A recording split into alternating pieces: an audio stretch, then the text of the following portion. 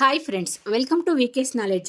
ನೀವೇನಾದರೂ ನಮ್ಮ ಚಾನಲ್ ನೋಡ್ತಿದ್ರೆ ಚಾನಲ್ನ ಸಬ್ಸ್ಕ್ರೈಬ್ ಮಾಡಿ, ಹಾಗೆ ವಿಡಿಯೋಗಳನ್ನು ಲೈಕ್ ಮಾಡಿ ಮತ್ತು ಶೇರ್ ಮಾಡಿ. ಇವತ್ತಿನ ರಸಪ್ರಶ್ನೆಗಳು ಯಾವ್ಯಾವು ಅಂತ ನೋಡೋಣ. ಮೊದಲನೇ ಪ್ರಶ್ನೆ, ಈ ಕೆಳಗಿನವುಗಳಲ್ಲಿ ರಕ್ತ ಹೆಪ್ಪುಗಟ್ಟಲು ಅನುಕೂಲ ಮಾಡಿಕೊಡುವುದು ಯಾವುದು?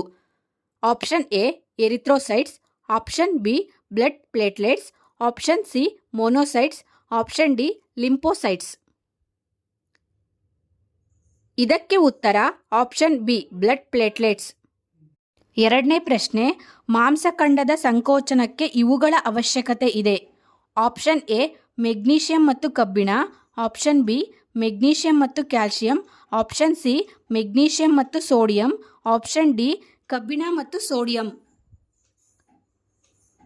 ಇದಕ್ಕೆ ಉತ್ತರ ಆಪ್ಷನ್ ಬಿ ಮೆಗ್ನೀಷಿಯಂ ಮತ್ತು ಕ್ಯಾಲ್ಸಿಯಂ. ಮೂರನೇ ಪ್ರಶ್ನೆ, ಈ ಕೆಳಗಿನವುಗಳಲ್ಲಿ ಯಾವುದು ವಾಹನ ಮಾಲಿನ್ಯದಿಂದ ಉತ್ಪತ್ತಿಯಾಗುವುದಿಲ್ಲ?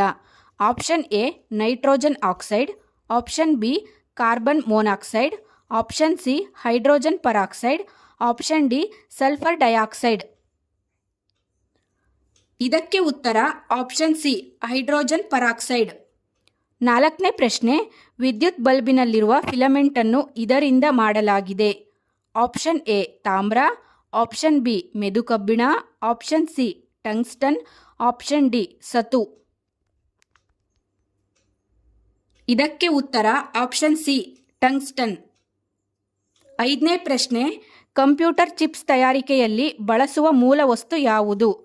Option A carbon, option B silicon, option C vanadium, option D ಚಿನ್ನ.